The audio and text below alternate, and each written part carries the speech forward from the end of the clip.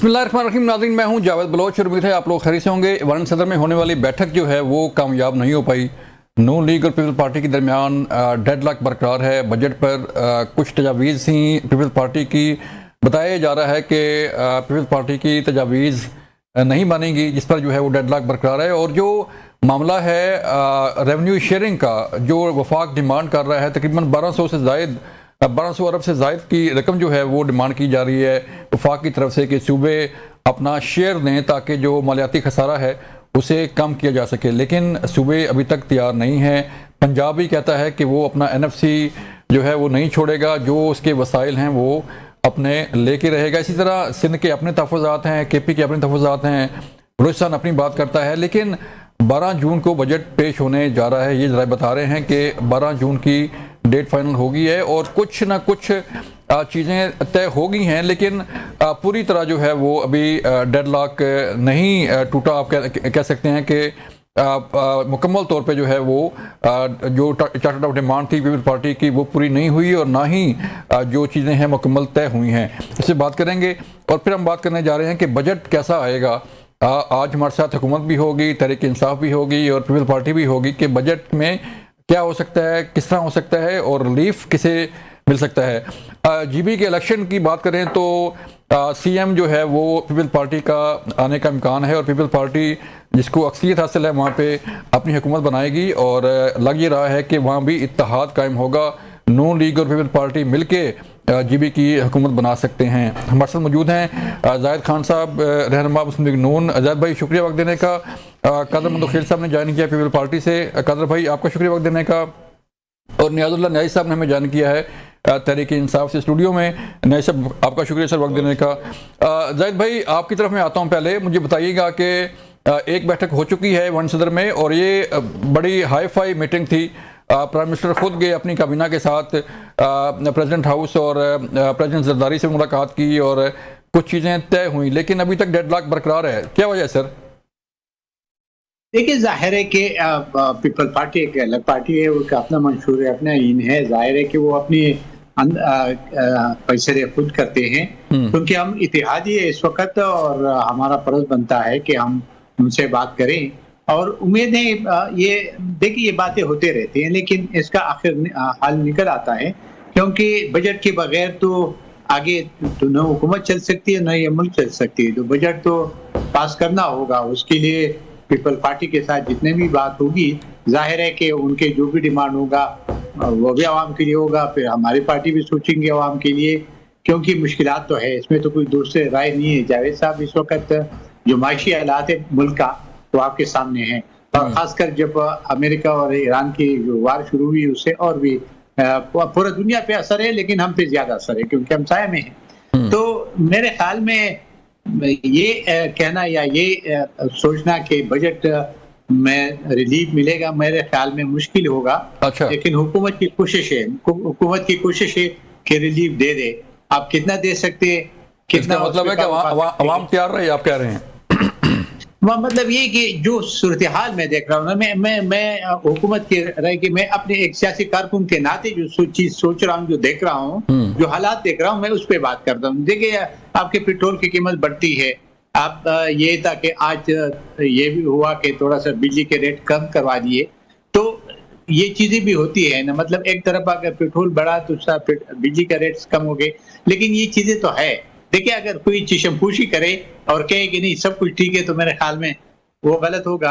मैंने आपको कहा कि मैं एक सियासी कारकुन हूँ, मैं तो वो बात करूंगा जो अनग्राउंड होगा, जो चीज सामने होगी। हुकूमत की अपनी कोशिश है, हुकूमत कोशिश कर रही है, उसके लिए मुश्किलात जरूर है हमारे लिए, क्योंकि हम एक पॉलिटिकल पार्टी है। कल हमने आवाम के पास जाना है, तो जाहिर है कि इस वक्त जो सूरत हाल है, खासकर हम पीपल पार्टी के साथ जो हमारी मुज़ाकरात चल रही है, उम्मीद है मेरे तो जहाँ तक नॉलेज है वो कहते हैं काफी कंप्रोमाइज हो चुके हैं। इंशाल्लाह 12 तारीख को जो बजट आ जाएगा। चलें, ठीक है। कादर भाई, जाहिद खान साहब तो कह रहे हैं कि आपका अपना मंशूर है, हमारा अपना मंशूर है।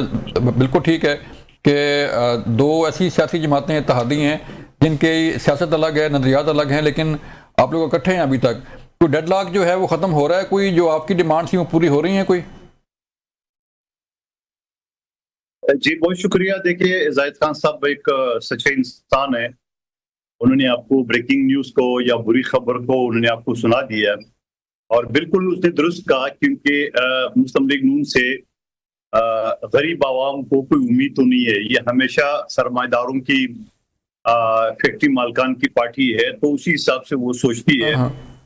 آج دیکھ رہے کہ 2 مہینے کے اندر 160 روپے پیٹرول ڈیزل بڑھا ہے اور صرف 22 روپے کم کیے ہے. اور اس مد میں انہوں نے جو عوام کا خون چوس کے 2700 ارب روپے جو ہے نا وہ بٹورے عوام سے. تو ایسی صورتحال میں یقیناً یہ صرف پیٹرول مہنگا نہیں ہوا ہے، بلکہ ہر چیز ضرورت جو اشیاء ہے وہ تمام چیزیں مہنگی ہو گئی ہے، مگر اس کو کم کرنے کا میکینزم کوئی موجود نہیں ہے. باقی جو بات آپ نے NFC کا کی ہے، NFC ایوارڈ بڑے مشکل سے اور بڑے طریقے سے، اور میں یہ کریڈٹ پنجاب کو دوں گا کہ پنجاب نے بڑے بھائی کا کردار ادا کرتے ہوئے اور اس میں اپنا شیئر کم کیا ہے، اور باقی صوبوں کا اور تقسیم ہوا، اور اس میں یہ بھی طے ہوا کہ اس میں مزید اضافہ ہوتا رہے گا. لیکن یہ بھی وفاقی حکومت کی بات درست ہے کہ جہاں اخراجات ہوتے یقیناً جو ہندوستان کے ساتھ جنگ رہی ہے یا افغانستان کے ساتھ اس وقت چل رہی ہے یا جو خطے کی صورتحال ہے، یقیناً دفاع اور دوسری چیزوں کے لیے اخراجات کی ضرورت ہے. مگر یہ اخراجات کا ساتھ ساتھ میں یہ بھی کہوں گا کہ NFC ایوارڈ کی بجائے وہ صوبوں سے پیسے مانگ لے، جیسا بھی حکومت مانگ رہی ہے 1200 ارب. اب 1200 ارب یقیناً تمام پارٹی کے سربراہ ہمارے بڑے وہ بیٹھیں گے تو کہاں تک ہو سکتا ہے، کہاں تک. لیکن ان کے ذہن میں یہ سوال بھی ہوگا جو میں نے آپ کے سامنے رکھا کہ پیٹرول قیمت میں جو 2700 ارب روپے آپ نے لیے ہیں وہ کس کھاتے میں جائیں گے، اور خطے میں جو صورتحال ہے وہ کسی نے 2 روپے بڑھائے، کسی نے 5 روپے بڑھائے، آپ نے تو ڈائریکٹ 160 روپے بڑھا لیے، یعنی وقتاً فوقتاً. تو یہ ساری چیزیں تو عوام کے ذہنوں میں تو یہ بات ہے، اور اسی خوف کے مارے مسلم لیگ نون نے جو باقاعدہ بجٹ اجلاس 5 تاریخ کو طلب کیا تھا وہ GB الیکشن پر اثر انداز نہ ہونے کی وجہ سے وہ موخر کر دیا ہے.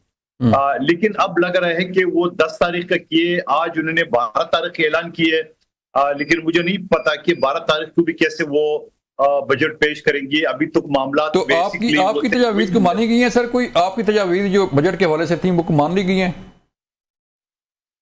دیکھیے ہماری تو موٹی موٹی باتیں ہیں جو عوام کی ہے. مثال کے طور پہ سرکاری ملازمین کے تنخواہوں میں 50% اضافہ مہنگائی کے حساب سے ہم نے ڈیمانڈ کی ہے.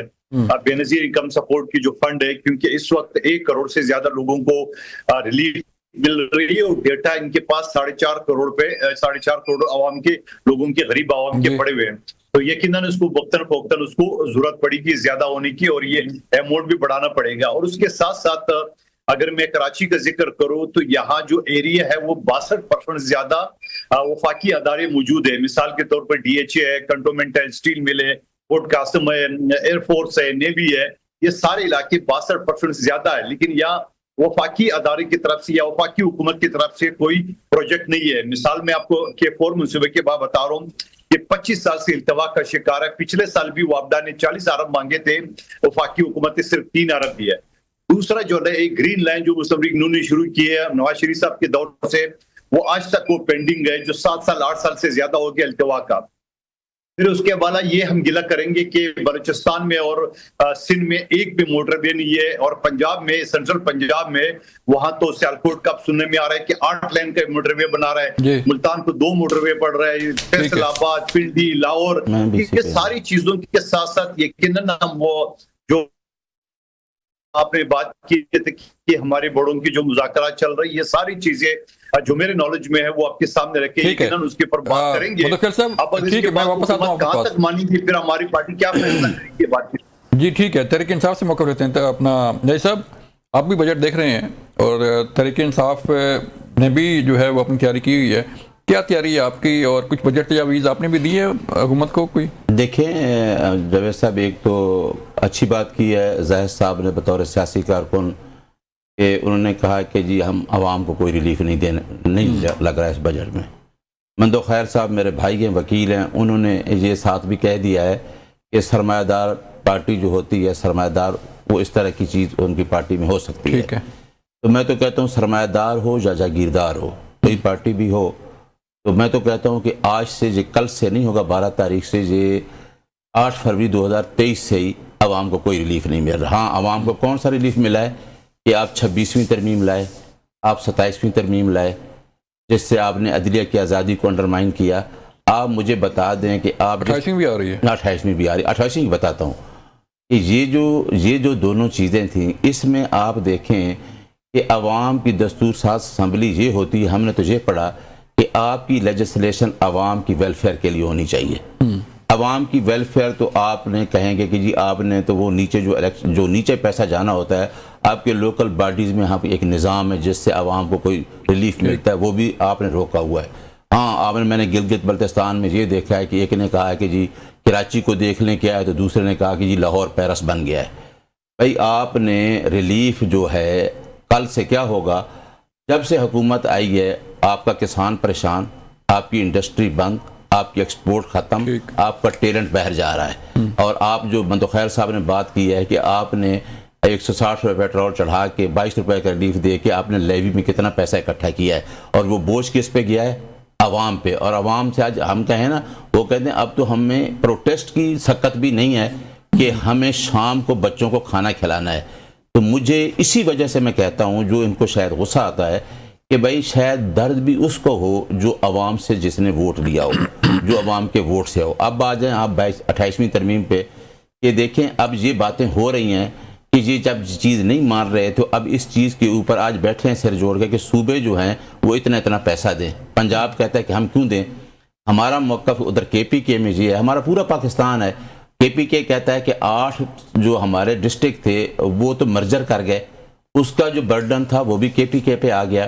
جو ٹیررزم وہاں ویسے کچھ نہیں ہوا, ان 8 ڈسٹرکٹ میں جو ہے ہوا کچھ بھی نہیں ہے. اچھا بس سن لینا سر. اچھا جو دو آپ نے کہا کہ 2-3% آپ کو ٹیررزم میں ملے گا, تو آپ نے وہ بھی نہیں دیا.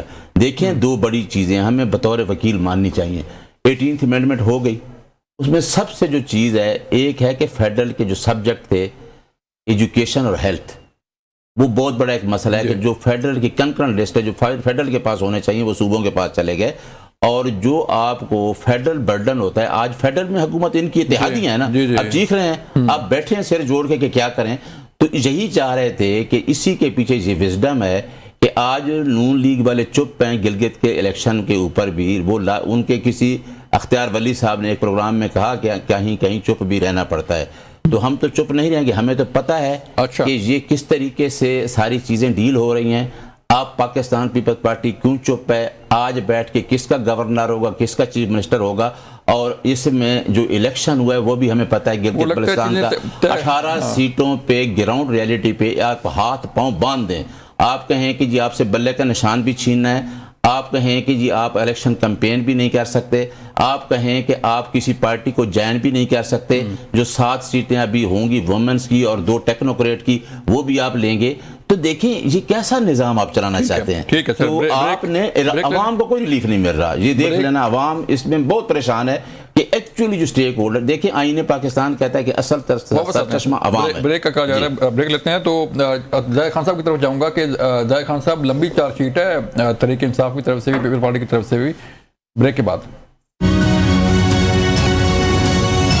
زاہد خان صاحب آپ نے باتیں سن لی, پیپل پارٹی کی بھی اور تحریک انصاف کی بھی لمبی چارج شیٹ پیش کر دی ہے انہوں نے, کیا کہیں گے؟ دیکھیے ظاہر ہے ان کی اپنی ایک رائے ہے, لیکن ان سے میں اتفاق نہیں کرتا ہوں. میں آپ کو پختونخوا کی بات کر رہا ہوں. نیازی صاحب کہہ رہے ہیں کہ جی جو ٹرائبل ایریا تھا جو ابھی ڈسٹرکٹس ہوئے, تو آپ مجھے بتائیں 2018 میں وہ شامل ہو گئے تھے پروونس میں, تو 2018 میں تو ان کی حکومت ہی 3.5 سال تھی ان کی حکومت رہی ہے, فیڈرل میں بھی اور پروونس میں بھی. تو کتنا پیسہ اس نے دینا, بہت سارا تو ڈیولپمنٹ اس وقت ہو سکتا تھا, اور یہ پیسے تو بہت زیادہ دے سکتے تھے, کیوں نہیں دیے, یہ تو نہیں بات. تو سر یہ کہ آپ یہ بات کی ہے کہ جی لوکل باڈیز کی, میں آپ کو بتا دوں لوکل باڈیز کے ہمارے صوبے میں ابھی ٹرنیور ختم ہو رہا ہے, 4 سال ہو گئے. 4 سال میں مجھے آ کے وہاں بتا دے کہ جو آپ کے لوکل باڈیز کو کتنے فنڈ دیا گیا ہے, کس کے پاس کیا اختیار تھا. جو لوکل باڈیز تھی ویسی بنائی نا, ہم لوکل باڈیز تھی, وہی ایم پی ایز لگی ہوئے, وہ ایم پی ایز اپنے کمیشن لے رہے اور وہی ڈیولپمنٹ کے کام ہو رہے ہیں. آپ مجھے بتا دیں کہ اس وقت جو صورتحال ہے ہمارے صوبے کی, وہاں پہ تو کیا چیز ہو رہی ہے. آپ آئے روڈیں دیکھیں, آپ اسپتالوں میں جا کے دوائیاں دیکھیں, تو ٹھیک ہے मरकज के लिए मुश्किलात, मैं तो नहीं कह रहा हूँ कि वो है, मैं तो पहले भी कह चुका हूँ कि मुश्किलात है। अब ये मुश्किलात के कैसे दूर करे, हुकूमत कोशिश करती है, और किसी हद तक काबू पाया भी गया था जब ईरान और अमेरिका की लड़ाई शुरू नहीं हुई थी। ये वो सही कह रहे हैं कि जब ईरान और अमेरिका की लड़ाई शुरू हुई उसमें पेट्रोल की कीमत बढ़ गई, डीजल की कीमत बढ़ गई, और खासकर जो अफगानिस्तान से दहशतगर्द जो हमने पाली हुई, वहां पे वो आके हम पे अटैक करे, हमारे वो भी मसाइल है। तो ये सारे मसाइल, जिस तरह आपके हिंदुस्तान के साथ भी आपकी एक जंग हुई है, आप माने या न माने, काफी जंग हुई है, उसमें भी आपको नुकसान तो आपको मैशियत के तो पड़ती है। अगर आप दो बंदे भी लड़े तो उसने में कि अमेरिका जैसे मुल्क ईरान के साथ लड़ा तो अमेरिका की मैशियत पे भी तो असर पड़ा। तो हम ये कहते हैं कि इस वक्त जो सूरत हाल है वो बहुत दगरगून है, और उसके लिए पूरा पॉलिटिकल पार्टीज को मिलकर इसको निकालना होगा। ये किसी एक पॉलिटिकल पार्टी की बस की बात नहीं। हुकूमत तो कोशिश करते कि अपोजिशन से भी मुज़ाकरात हो, इत्तेहाद उनसे भी बात हो, और ताकि कोई बात है। जहां तक सूबों के ताल्लुक है, चाहे वो पंजाब है, पख्तूनख्वा है, देखिए अगर पंजाब नहीं देगा तो पख्तूनख्वा क्यों देगा? जाहिर है कि पंजाब देगा तो सिंध भी देगा और भी देगा, और 28 अमेंडमेंट इस वक्त नहीं है। अगर तो सीसीआई की आप मीटिंग दावा में देते सर पीटीआई को भी साथ उठा लेते। मैं अगर सीसीआई की मीटिंग होती, जाहिर है कि सीसीआई की मीटिंग में तो चीफ मिनिस्टर बैठा होगा। अभी भी चीफ मिनिस्टर साहब ने जो हमारे सूबे का है उसने मुलाकात की है, उसमें अपनी वो तहफ़्फ़ुज़ात या जो अपने बजट पे बात थी वो भी बात की है, और करना भी चाहिए।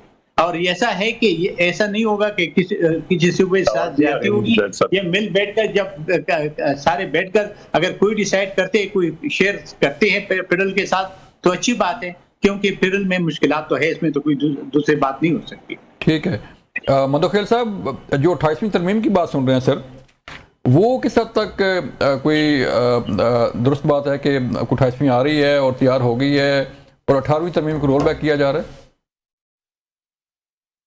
देखिए बलूच साहब, पहली बात तो ये है कि आने वाला जो तरमीम है उसका नाम ऑटोमेटिकली 28 होगा, चाहे वो किसी की तरफ से भी आ जाए। और आइन का आर्टिकल 239 ये कहता है कि जब जब हुकूमतों के पास 2/3 मेजॉरिटी मौजूद होंगे वो कोई भी तरमीम ला सकते हैं, यानी 28 क्या 1028वां भी ला सकते हैं। अब हुकूमत ने या कुछ इस तरह मुखबरों का टोला है, चाहे वो मुस्तफ़ा कमाल की शक्ल में हो, अलीम खान की शक्ल में हो, या कोई और शक्ल में हो, तो वो मार्केट में इस तरह के शोशा छोड़ते रहते हैं। आपको याद होगा कि जब 26वीं तरमीम आई तो 26वीं तरमीम तमाम पार्टियों को मुतफ़क़ा तरमीम में कहूंगा, इंक्लूडिंग पीटीआई। आपको याद होगा कि मौलाना साहब के घर के जो तवाफ कर रहे थे पीटीआई के लोग, और आज भी मौलाना साहब इस बात पे कायम है कि पीटीआई ऑन बोर्ड की, और पीटीआई के रहनुमाओं की यानी गौहर खान साहब के और रऊफ हसन साहब का बयान रिकॉर्ड पे मौजूद है, जिन्होंने कहा था कि ये तो बेहतरीन मसौदा है, ये तो मसौदा ही हमारा है। और फिर उसके बाद उन्होंने असम्बली के इजलास से बाइकाट किया, जबकि सुप्रीम कोर्ट में यह सवाल भी आया कि भाई आपने तो मुखालफत करनी थी, आपने बाइकाट क्यों किया? उसके बाद 27वीं तरमीम आया तो 27वीं में पीटीआई की और मौलाना साहब की पार्टी की जरूरत नहीं पड़ी, क्योंकि हुकूमत के पास आदाद शुमार मौजूद थे। और यकीनन हमने भी उसके साथ हामी यूं भरी थी कि बिलावल भुट्टो साहब की ट्वीट आपको याद होगा, जिन्होंने ट्वीट करके और हुकूमत के सारे जो तरामीम के हवाले से जो मदद मांगी थी उसके हवाले से बात की थी। उस हवाले से फिर हमने सिर्फ 2 जो पॉइंट थे वो मान लिए, एक आर्मी एक्ट 1952 के तहत जो अमेंडमेंट था, और दूसरा जो मिसाकी जमहूरियत के अंदर नवाज शरीफ साहब को और बीबी शहीद के दरमियान जो आईनी अदालतों का था वो हमने माने, बाकी सारी चीजें हमने रिजेक्ट कर दी। आज भी मुझे लग रहा है इन मुखबरों के जरिए हुकूमत पीपल्स पार्टी की या बाकी पार्टियों के पल्स चेक करने के लिए जगह जगह प्रेस कॉन्फ्रेंस कराची लाहौर में इधर उधर कर रहे हैं मुखबरों के जरिए। लेकिन असल बात वही होगी जब कोई टेबल होगा तो उसके बाद डिस्कशन होगी कि क्या करना है क्या नहीं करना है। यकीनन पीपल्स पार्टी आइन के साथ खड़ी, यकीनन पीपल्स पार्टी हर उस अमेंडमेंट की मुखालफत करेंगी जो अवाम और पाकिस्तान के खिलाफ हो। तो 28वीं तरमीम आपका समझते हैं कि अवाम के खिलाफ होगी? नहीं, मैं ये नहीं कह रहा हूँ, हो सकता है 18वीं तरमीम ये आ जाए, ज़ाहिद खान साहब की पार्टी लाए कि आज के बाद पेट्रोल फ्री, क्या पता कि वो ऐसे तरमीम लाए कि आज के बाद जो ना महंगाई खत्म, क्या पता वो ये कहते हैं कि जो हमारे शाही खर्चे हैं 11-11 अरब रुपए की जहाज है, ये सारी चीजें हम बेच के और हम कल से जो ना वो अल्टो गाड़ी में जाएंगे, तो फिर तो हम हिमायत करेंगे। अभी तो पता नहीं है ना आपको ना मुझे कि क्या अमेंडमेंट ला रहे हैं। वो तो प्राइम मिनिस्टर ने खरीदा है, मरकज ने नहीं खरीदा है। ٹھیک ہے ٹھیک ہے نہیں صاحب، اب پھر وہ بات آ رہی ہے 28ویں ترمیم پہ، آپ بھی تحریک انصاف کا کیا موقف ہے؟ آنے چاہیے جو کنکرنٹ لسٹ کی بات آپ نے کی؟ جی میں بتاتا ہوں، وہ احمد خیال صاحب نے بتایا نا کہ جی وہ ہمیں تو ابھی کوئی پتہ نہیں ہے. مجھے یاد ہے کہ بلاول صاحب نے اس ٹائم بھی کہا تھا کہ 26ویں ترمیم جب لا رہے تھے تو جب کہتے کنسٹیٹیوشنل کورٹ بنے یا کنسٹیٹیوشنل بینچ بنے تو تمام پارٹیوں نے یہ کہا تھا کہ ہمیں تو ابھی پتہ ہی کوئی نہیں ہے ترمیم، وہ لا منسٹر کے پاس ساری چیزیں تھیں جہاں بھی پڑی تھیں. ابھی بھی یہی بات ہے کہ آپ کہتے ہیں جی 28ویں ترمیم کے لیے ٹھیک کہا احمد خیال صاحب نے کہ 2/3 میجارٹی چاہیے. جب کنسٹیٹیوشن میں امینڈمنٹ کرتے ہیں تو 2/3 میجارٹی چاہیے. جب آپ سمپل جو کوئی اور لیجسلیشن تو سمپل میجارٹی سے آپ کر سکتے ہیں. تو آپ کو جو مین چیز ہے جو اس ٹائم صوبوں کے درمیان اور فیڈرل کے جو گلے شکوے ہیں، دیکھو ہمیں پرو پاکستانی ایک سوچ پارٹیوں سے ہٹ کے بھی سوچنا چاہیے کہ ہم پرو پاکستان کی بات کرنی چاہیے. چاہے زید صاحب بیٹھے ہیں، مندو خیل صاحب بیٹھے ہیں، کہ یہ شکوہ بلاول نے بھی کیا کہ اس کو انہانس کر سکتے ہیں، اس کو ڈیکریز نہیں کر سکتے. آرٹیکل 166 آف دا کنسٹیٹیوشن اس کو ڈیل کرتا ہے. اور زید صاحب نے کہا نا کہ ان کی حکومت ہم اب یہ چیز ہے کہ کافی دفعہ NFC ایوارڈ نہیں ہوئے جو ہونے چاہیے تھے. اور آپ نے بھی ٹھیک کہا کہ CCI میٹنگ میں بھی سب کو ہونا چاہیے، یہ تو ایک کامن انٹرسٹ ہے نا. تو اس کے اندر اگر لیجسلیٹو ڈیفیکٹس ہیں کہ صوبے اپنی مرضی سے چیزیں کرتے ہیں اور فیڈرل کہتے ہیں، اتحادی بیٹھے ہیں نا، وہ کہتے ہیں جی ہم برڈن ہو رہے ہیں، اور جو دو چیزیں مین جو سبجیکٹ لسٹ ہے وہ جو رہنی بھی فیڈرل کے پاس چاہیے وہ ان کے پاس ہونی چاہیے. تو لازمی بات ہے کہ یہ لیجسلیشن جو ہوگی یہ ملک کے اور عوام کے مفاد میں ہوگی. ٹھیک ہے کہ اگر صوبوں کو پیسہ نہیں مل رہا یا صوبوں سے پیسہ جہاں نہیں آ رہا تو فیڈرل کا اور صوبوں کا پاور جو ہے بیلنس ہونی چاہیے. تو میرا خیال ہے کہ اس میں کوئی ایسی بات نہیں. پھر صوبوں کا یہ گلہ بھی ہوتا ہے کہ جو ہم پروڈکشن دے رہے ہیں ہمیں وہ چیز نہیں ملتی. تو اس میں جو دونوں اب آج بیٹھے کیوں ہیں بجٹ میں دونوں پارٹیاں؟ اب وہی بات تو NFC ایوارڈ والی ہو رہی ہے نا کہ اتنا پیسہ پنجاب دے دے، اتنا سندھ دے دے، اتنا KPK دے دے. تو یہ چیز ہے. تو اس میں میرا خیال ہے اگر یہ امینڈمنٹ یہ ہے تو مجھے اس امینڈمنٹ کے پیچھے یہ میری آبزرویشن ہے، میرا ویو ہے کہ آج جو خاموشی ہے، جو یکدم پاکستان مسلم لیگ نون بھی چپ کر کے یہ کہتے ہیں کہ جی کبھی کبھی مصلحت بھی ہوتی ہے. ہمیں تو نہیں تھا کہ یہ جو بلوچستان GB کی حکومت بننے جا رہی ہے اور اس طرح الیکشن فارم 47 پہ سامنے آیا کہ اتنی سیٹیں دے دی گئیں اور وہ اب وہ چپ ہیں اور یہ بیٹھ کے یہ سوچ رہے ہیں. تو یہ کچھ نہ کچھ آگے پیچھے ہے، یعنی اور ہمیں ہو رہی ہے. اور ہمیں سسٹم جو ہے ہم یہ کہتے ہیں کہ اس پارٹی جو لارجسٹ پارٹی ہے، جو عوام اس سے ایفیلیٹڈ ہیں، چاہے GB کے ہوں، چاہے آزاد کشمیر کے ہوں اور چاہے پاکستان کے ہوں، تو آپ اس پارٹی کو سسٹم سے نہ نکالیں. باقی تو چیزیں ہم بھگت رہے ہیں. میں آج بھی اڈیالہ سے آ رہا ہوں، ہم اپنی پوری جو ہماری تگ و دو ہے تحریک وہ ہم کر رہے ہیں، لیکن آپ ایک پارٹی کو اٹھا کے سسٹم سے باہر پھینک دیں جس طریقے سے ہو رہا ہے، تو یہ تو نہیں ہونا چاہیے. تو باقی جو پاکستان دیکھو پرو پاکستان سوچنا چاہیے، پاکستان کی فلاح کے لیے اور عوام کے لیے. میں نے پہلے ہی کہا کہ لیجسلیشن وہ ہوگی تو ہمیں خوشی یہ ہوگی کہ پاکستان کی عوام کے لیے کچھ ہو رہا ہے. ٹھیک ہے، قانون سازی جو ہے عوام کے لیے ہونی چاہیے، ملک کے لیے ہونی چاہیے. بریک کا کہا جا رہا ہے، ملتے ہیں بریک کے بعد.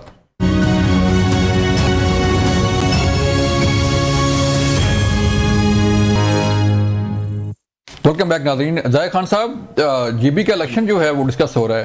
پیپلز پارٹی کو بھی تحفظات ہیں، آلدو ان کی اکثریت ہے لیکن تحفظات کا اظہار کیا جا رہا ہے PP کی طرف سے بھی، اور تحریک انصاف تو ٹوٹلی اس کو ریجیکٹ کر چکی ہے. آپ سمجھتے ہیں کہ GB کے الیکشن ٹھیک ہوئے ہیں؟ وہاں پہ اب گورنمنٹ جو ہے وہ کس پارٹی کی ہونی چاہیے؟ دیکھیے، یہ آپ جس طریقے سے پرامن طریقے سے GB کا الیکشن ہوا ہے تو میں کہتا ہوں اس پہ ہمیں خوش ہونی چاہیے. اور اس وقت چونکہ ظاہر ہے کہ پیپل پارٹی نے میجارٹی لی ہوئی ہے اور ہم ایکسیپٹ کر رہے ہیں، اس کی میجارٹی کو ہم ایکسیپٹ کر رہے ہیں. کیونکہ اگر ہم یہ کہیں گے کہ یہ ہوا تو پھر تو یہ آگے ڈیموکریسی نہیں چل سکتی ہے. آپ کو معلوم ہے کہ وہاں پہ جو بلاول نے اپنا کمپین چلایا وہ بہت صحیح طریقے سے کمپین چلایا، جس میں اس کو عوام نے اپنے رائے دی. تو میرے خیال میں یہ ہم کہتے ہیں کہ یہ وہاں پہ صحیح نہیں ہوا، تو میرے خیال میں یہ مناسب نہیں ہوگا. کیونکہ وہاں پہ الیکشن جس طریقے آپ کو پتہ ہی کہ خیبر پختونخوا کے بعد ज्यादा जो मसाइल है दहशत गर्दी का वो जीबी में हो रहे थे। तो इस वक्त जो इलेक्शन हुआ वो पुरअमन तरीके से हुआ।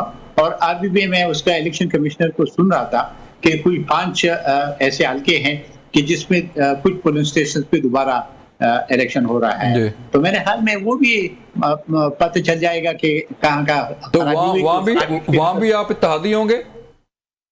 जी देखिए ये बात तो खबराज वक्त नहीं, लेकिन अभी तो इत्तेहादी नहीं इलेक्शन। अच्छा, हुकूमत की बात कर रहे हो, तो हुकूमत जब आएगी, जब बात बनेगी, तो जाहिर है कि हम लोग तो इधर भी इत्तेहाद में रहे हैं। अगर वहां पे भी वो कहते हैं कि इत्तेहाद में आ जाए, तो जाहिर है कि बलूचिस्तान में भी हमारे इनके साथ इत्तेहाद है, इधर भी इत्तेहाद है, मरकज में ये हमें सपोर्ट कर रहे हैं। तो मेरे ख्याल में कोई अनहोनी बात नहीं होती, ये सारे करते रहते हैं, कोई बड़ी बात मुझे इसमें नहीं लग रही है। क्योंकि हो सकता है इत्तेहाद हो सकता है। मुंतखिल साहब, आप मुतमिन हैं? हमने देखा कि पीपल्स पार्टी की तरफ से तहफ़्फ़ुज़ात का इज़हार किया गया था। बलूच साहब, देखिए, एक होता है इलेक्शन से पहले की धांधली, एक होता है इलेक्शन वाले दिन की धांधली, और एक होता है इलेक्शन के बाद वाली धांधली। ये सारी अरबे मुस्लिम लीग नून इस्तेमाल कर चुकी है। हमारे इन 19 सीटों पे बरतरी थी, और 19 सीटों से आके हम 10 पे खड़े, और 5 की अभी रिजल्ट बाकी है।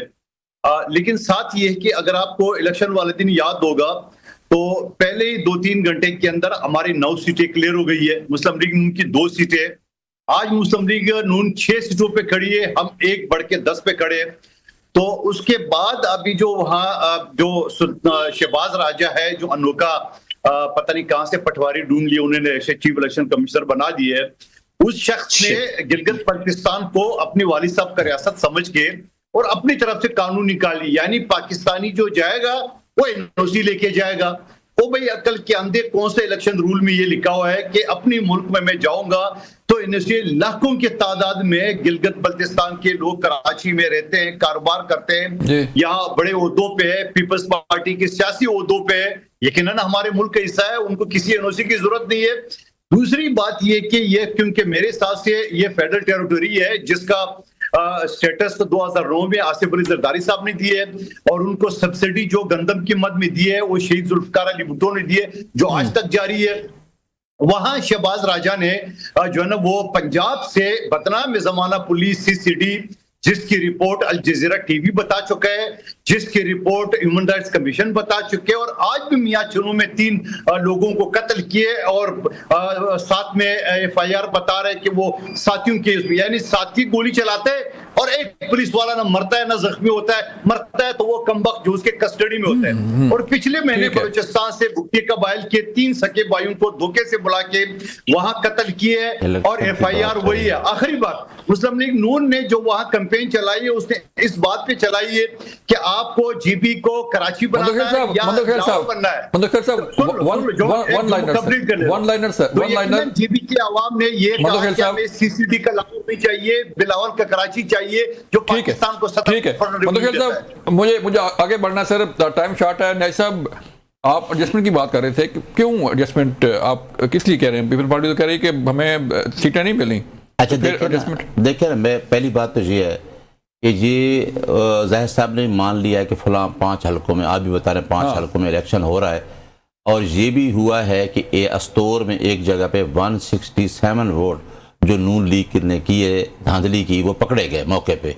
फिर मैंने कैरा साहब का ये सुना कि कैरा साहब ने कहा कि लोगों को ये तकलीफ है कि एक तो जहां वो पोलिंग बूथ बनाए हैं, जो जिसकी शहबाज साहब की बात कर रहे हैं ना, इलेक्शन कमीशन की, तो जहां वो बूथ बनाए गए वहां बैठने की जगह भी नहीं है। फिर ये भी है, नून लीग एक और कमाल करती है कि हमारे साथ वो इलेक्शन था DHA का, लाहौर का, खोसा साहब का, तो DHA के वोट जाके गाँव में डाल दिए। तो उसने कहा कि कई वोट हैं जो उस स्टेशन पे लोग जाते हैं तो उनको कहते हैं आप गिलगित के इलाके कितने दूर हैं, आप वहां चले जाएं। अब ये होता है कि इलेक्शन की क्रेडिबिलिटी पे सवाल उठ गए, इलेक्शन कमीशन की क्रेडिबिलिटी पे सवाल उठ गया। इलेक्शन कमीशन के पास एक मैंडेट होता है साल, जो 5 साल करना होता है, उसकी ये ड्यूटी है जो कहता है कि free, fair, honestly, justly election कराना और करप्शन से पाक, और मेरा क्रेडिबिलिटी। और हमारे साथ क्या हुआ है کہ ہمیں تو پروسیس سے صوبہ بدر کیا گیا، ہم سے دلہ کھینچا گیا. ٹائم نصب شارٹ ہے، بالکل کریڈیبلٹی پہ سوال نہیں اٹھنا چاہیے. ناظرین یہ تھا آج کا پروگرام، اپنا خیال رکھیے گا، اللہ حافظ.